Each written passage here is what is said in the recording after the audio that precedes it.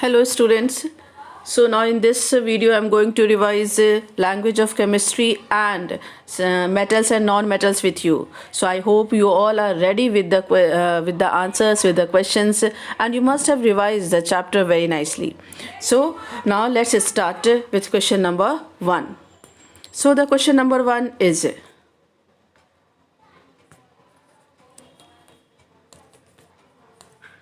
the substances that undergo chemical change in a chemical reaction are called.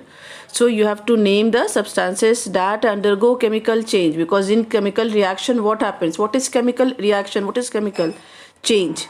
So in any chemical change in matter which involves its transformation into one or more new substances is called chemical reaction. Clear? So in chemical reaction what happen? One things get changed into the new substance. One substance get changed into the new substance. So you have to name the substance that undergo chemical change in this chemical reaction. Very good, you have given the correct answer, and the correct answer is reactants. Yes, the substances that undergo chemical change is what? The substances that undergo chemical change is reactants. And the new substances that formed called as what? The new substances that formed is called as a product. Yes, very good, I have written here also. So the new substances that formed in a chemical reaction is called product. Now the next question is, manganese dioxide acts as a dash for the decomposition of potassium chlorate into potassium chloride and what? Oxygen at a lower temperature. So manganese dioxide acts as what? Manganese dioxide acts as a catalyst. Yes, very good. So manganese dioxide acts as what? Acts as a catalyst. Then the question comes that what is catalyst? A catalyst is a substance which changes the rate of chemical reaction without itself undergoing any chemical change. Means catalyst what? Catalysts do not take the part in the chemical reaction. Clear? It do not take the part in the chemical reaction. It only what? It only change the rate of chemical reaction. Now what is the formula of manganese dioxide? So MnO2. This is the formula of what? Manganese dioxide. Okay. Now the next question is, it is a symbol representation of a chemical reaction using symbols and formulae of the reactants involved and the product formed. So you have to give one word, that what is it called? Yes, so dash, or you can read the question like this: dash is the symbolic representation of a chemical reaction using symbols and formulae of the reactants involved and the products formed in the reaction. Yes, very good, getting correct answer. The correct answer is chemical equations. Okay. And a chemical equation is the symbolic representation of a chemical reaction using symbols and formulae of the reactants involved and the products formed in the reaction. So this is what? This is about the chemical equations. Okay. Now the next question. An unbalanced chemical equation is called. So what is this unbalanced chemical equation is called? Because generally we do what? Whenever we get, you must have noticed also that whenever we get in the question, it is written that balance the chemical equation. So when we balance the chemical equation, it is called the balanced chemical equation. But when the chemical equation is not balanced, then it is called as what? Then it is called as a skeletal equation. Clear? So an unbalanced chemical equation is known as a skeletal equation. Clear? Now the next question is, which metal is liquid at room temperature? Which metal is liquid at room temperature? Because generally what? Because generally the metals are solid at room temperature. Metals are what? Metals are solid at room temperature. But which metal is mercury? Means which metal? Mercury. Mercury is what? Mercury Mercury is a metal which is liquid at room temperature. And gallium changes into liquid. Clear? Another one is what? Gallium.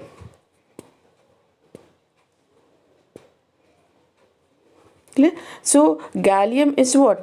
Gallium is also a metal and which changes into liquid above which temperature? Above 30°C. Clear? Now the next question is, name the non-metal which is ductile. Clear? You have to name the non-metal which is ductile.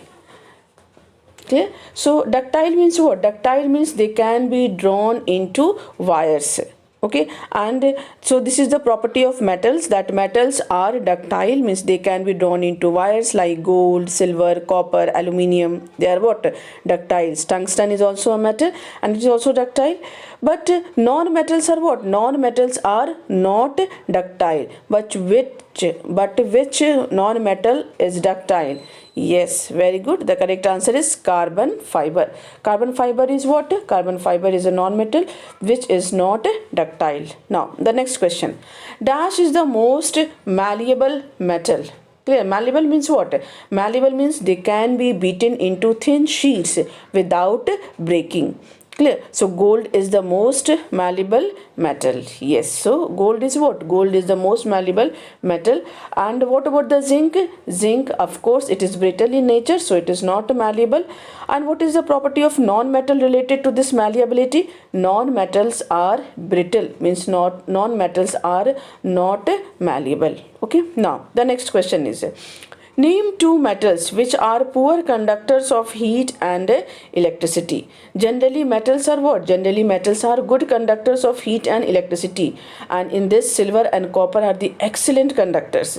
But two metals are there that are poor conductors of heat and electricity, and the correct answer is what? Tungsten and lead. So tungsten and lead are metals and they are poor conductors of what? Heat and electricity. But what is the property of non-metals related to this thermal and electrical conductivity? So this property, metals are good conductors of heat and electricity. So this property is called as thermal and electrical conductivity. So related to this, you can write in non-metal that non-metals are bad conductors of heat and electricity. But which non-metal is a good conductor? Carbon. Yes, carbon in the form of graphite and gas carbon conducts what? Electricity. Now the next question. Which metal is brittle in nature? Thus now I have just discussed that one metal is what? Brittle in nature. They are not, that metal is not malleable. Yes, the correct answer giving zinc. Zinc is what? Zinc is the metal that is brittle in nature. Now the next question is, iron gets easily corroded and forms a reddish brown layer known as dash on its surface. Clear? So you know that most of the metals when exposed to atmosphere react with moist air and get corroded, due to which their properties are destroyed and their use as what? And their use as metal diminishes. So what will be the answer? Very good, I am getting correct answer from your side, and the correct answer is rust. Clear? So iron gets easily corroded and forms a reddish brown layer known as rust on its surface, and because of this it slowly destroys iron. Okay, now the next question is, dash is a process in which iron articles are dipped in molten zinc. So you have to name the process, and the correct answer is what? Galvanization. Yes, so galvanization, in this process iron articles are dipped in molten zinc. Galvanization is used for those iron articles which are exposed to heavy moisture like roof sheds, buckets, tubs, water pipe, etc. Galvanized steel is not used for food containers. Why galvanized steel is not used for food containers? Because as it's present in food react with zinc to form what? Poisonous compound. Now the next question is, dash is the most abundant metal found in the earth's crust and the second most useful metal after iron. Yes, which one is correct answer is aluminium. Clear? So correct answer is aluminium. Aluminium is the most abundant metal found in the earth's crust and the second most useful metal after iron. It is silvery white in color and it is malleable, it is ductile, it is a good conductor of heat and electricity. Means aluminium is what? Aluminium is a metal. So all the properties of metals are present in the aluminium. Now the next is dash is used in fireworks because it burns with a dazzling light. So what is the name of this metal? Yeah, very good, magnesium. Magnesium is what? Magnesium is used in fireworks because it burns with a dazzling light. The various colors we see in fireworks are mainly produced by metals like magnesium, strontium and barium. But white color when we get, it is because of the magnesium. So magnesium produces a brilliant white light. Strontium compounds produces what? Crimson, and barium compound produces green color. Okay, now one more thing is very important about the magnesium, that magnesium is very vital for life. The green pigments chlorophyll present in the plants contain magnesium compounds which help to capture the solar energy for photosynthesis. Now the next question is, an alloy metal with mercury is called, yes, an alloy metal with mercury is called as what? You have to give the name of this. So mercury is what? Mercury is a silvery white liquid metal. It does not moisten glass and it expands or contracts even on little heating or cooling, and therefore it is used in thermometers as thermometric liquid, in barometers and other scientific apparatus. In dentistry, for filling up cavities in teeth in the form of alloys like silver amalgam and gold amalgam. An alloy of metal with mercury is called as what? Yes, amalgam. Okay, now the next question. Dash non-metal is used for producing compounds which are used as fertilizers like urea. So which non-metal? Very nice, nitrogen. Yes, nitrogen is used for producing compounds which are used as fertilizers like urea, and it is also used in food canning such as in packaging of potato chips and in electrical bulbs. Okay, now the next question is, dash is used for cutting glass and grinding hard substances. So which one? And one thing is very important about this answer, that is the means this is a clue that I am giving, that it is one of the crystalline forms of carbon and it shines brilliantly and is the hardest naturally occurring substance known to us. Clear? And it is also used as a precious gem in jewelry. Yes, you have given the correct answer. The correct answer is impure diamond. So impure diamond is used for cutting glass and grinding hard substances and in drilling heads also. Clear? Now the next question is, dash metalloid is used to prepare a substance called silicon carbide, which is the hardest compound prepared by man. Yes, so and one thing is very important about the answer is that means you can think that this is a clue for you, that it is one of the most useful metalloid available to mankind. It does not occur in free state in nature, in combined state as sand. It is the second most abundant element of the earth's crust, and sand is chemically known as what? Silicon dioxide, also called as silica. Clear? So correct answer is, yes, I am getting the correct answer from you. Very good, silicon. So correct answer is what? Silicon. Now the next question is, dash non-metal is used to make a tincture of iodine and iodex. Clear? Tincture of iodine and iodex. What will be the answer? And of course I'm going to give you the clue about this answer, that it is a dark grey crystalline solid with a metallic luster, and it is insoluble in water but soluble in alcohol and potassium iodide solution.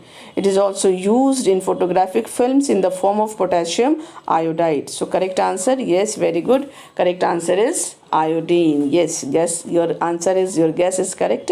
Iodine is used to make tincture of iodine and iodex, which are used as antiseptic and pain reliever respectively. Tincture of iodine is solution of iodine in alcohol. Okay, Now, the next question is, dash metalloid is used as filament in electric bulb. So, in the electric bulb, which metalloid is used? Tungsten. Yes, tungsten is used in what? Tungsten is used as filament in electric bulbs and cathode ray tubes. Clear? Tungsten is what? Tungsten is a shiny gray metal in solid state at room temperature, and it can withstand high temperature because of its what? Highest melting point among metals. It is highly resistant to acids, and that is why it is used as a filament in the electric bulbs. Okay. Now, the next question is, dash inert gas is used in making advertising sign boards and tube lights. So, which inert gas is used for this? Yes, yeah, this is very common. Neon. Neon is used in making advertising signboards and tube lights. It emits a colored light when a light voltage current is passed through it. And inert gas is what? Inert gas means what? They do not react chemically. They are chemically inert, non-metallic gaseous elements, and they are found only in traces in air. And the total number of inert gas is 6 in number, like helium, neon, argon, krypton, xenon, and radon. Clear? So thank you very much for this class. This much is only for this video. More questions are there, and that I will discuss with you in my next video. Till then, have a nice day. Thank you very much.